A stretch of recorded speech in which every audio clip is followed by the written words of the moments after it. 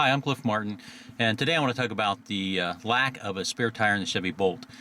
Some people say, oh, it's not a big deal, don't worry about it. What are the chances you're going to have a flat tire? Well, I know from experience of driving many years, I've had a couple times where I had blowouts on my ICE vehicles, and if I didn't have a spare tire, I would have been stuck at the side of the road.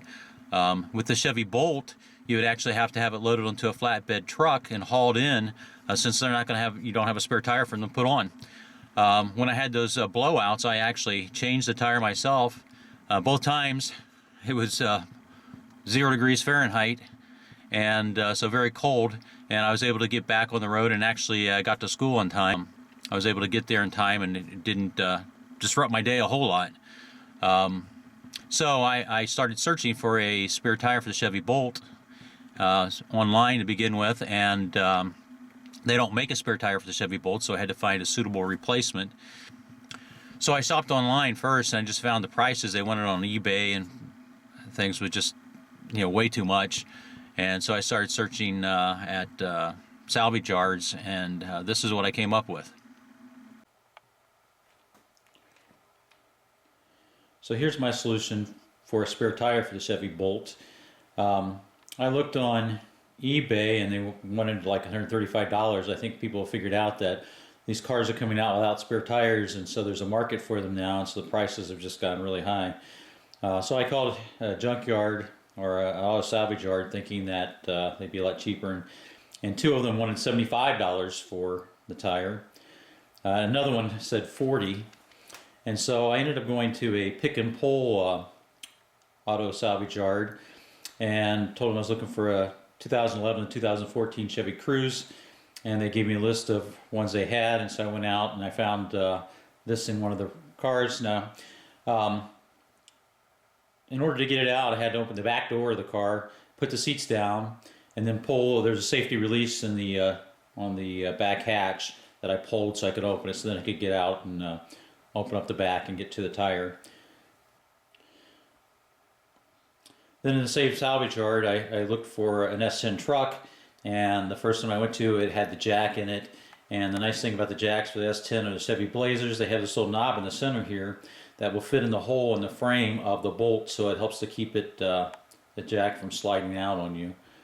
And so that's the jack that I plan to use. Okay, so I've placed the jack under the jack point there. The little knob on the jack fits up in a round hole there and secures it nicely. And I can actually have jacked the whole side of the vehicle up with that one jack. And I'm going to remove the rear tire here. Okay, now I have the lug nuts off and remove this rear tire.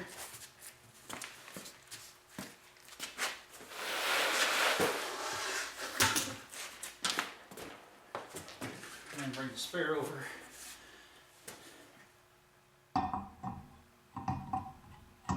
And you can see there they have the same bolt pattern.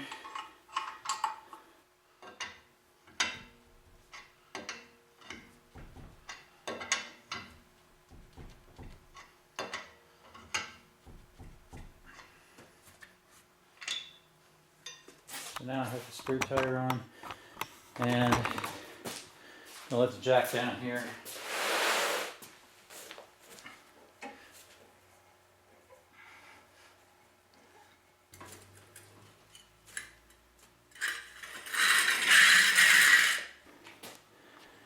So there you can see the rear tire.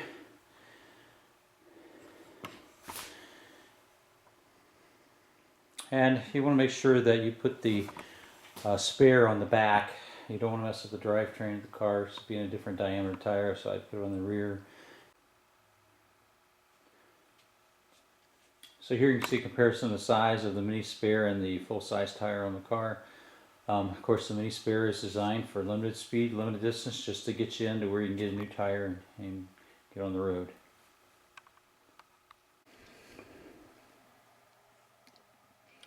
Okay, then for storing the spare tire in the jack, I have a false floor that I installed into my Chevy Bolt, and so I'm going to take that out. Okay, the plan is to go beneath the false floor and open up the area which would be the tire wheel well in a piece here. So I'm going to take this tray out. Show you here the spare tire will not fit in here, even though it's a mini spare. It hits in the front and just will not fit down in there. So we're going to put it above that. See that the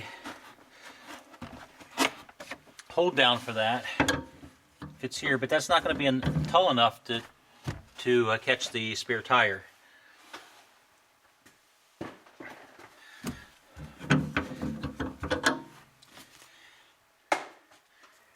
So I bought some threaded rod, a 1 meter long piece. It's metric 8-1.25. I think we can pick it up there. There we go.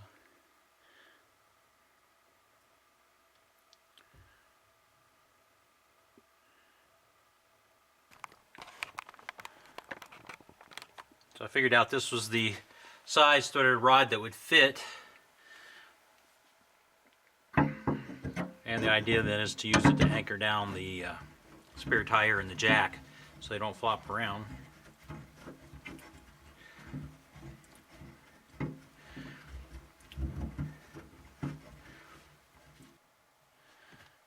Okay, so I'm doing a view from the front of the vehicle.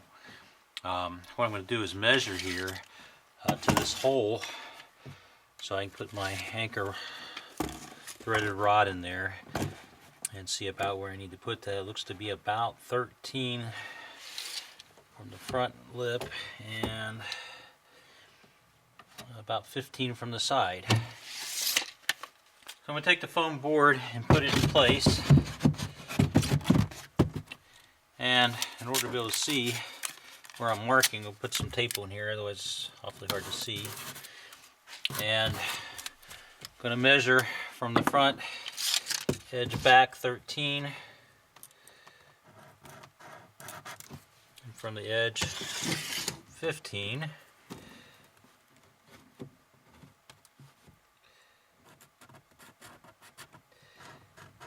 And that should be the location of my hole.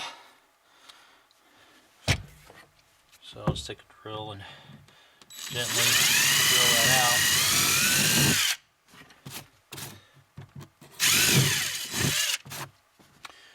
And take my threaded rod and stick it down in here. See how we line up. And that's gripping there, so that's right on target. Okay, now I need to get the carpet back in place and transfer the hole through there. So here's the carpet, and now I'm going to have to figure out how to find out where that's at, and I'll do it in relative to this hole here. And so if I measure back from the hole, looks to be 2 inches, and it should be pretty well centered on that hole. So put my carpet back here, get it in place, measure back 2 inches, and I'll put a little mark there at 2 inches.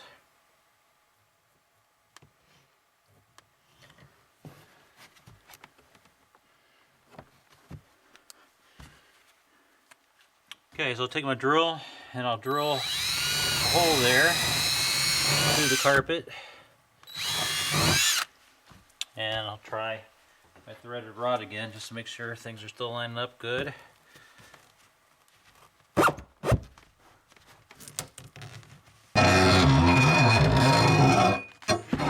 to fit here, and we can see that goes down in there nicely. Now I'm going to mark the threaded rod here so I know what length to cut it off at.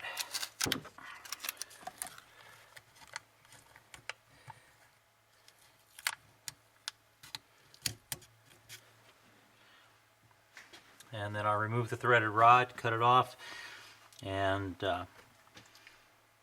get a washer to hold it in place. Okay, so I'm just going to use a hacksaw to cut off this threaded rod so it's the length that I need.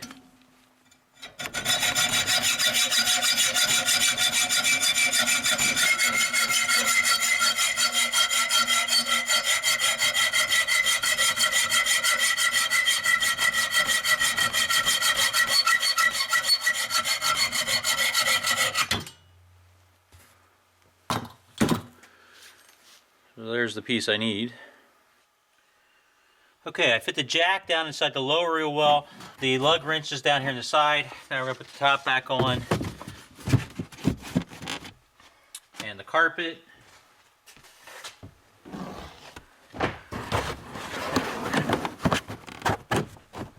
So I reinstall the carpet there.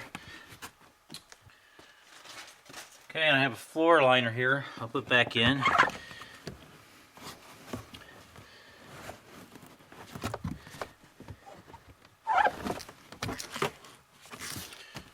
Have to line up my holes, which I think is there. Test that out.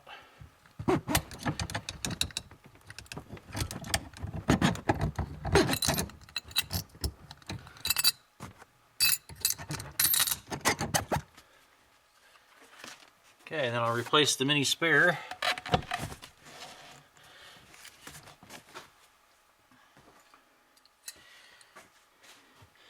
Reinsert my threaded rod.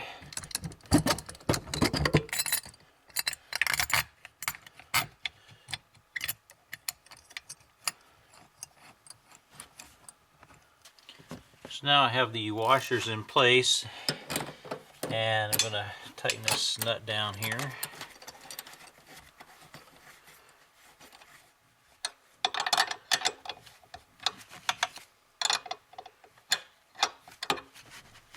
Okay, and that's secured in place.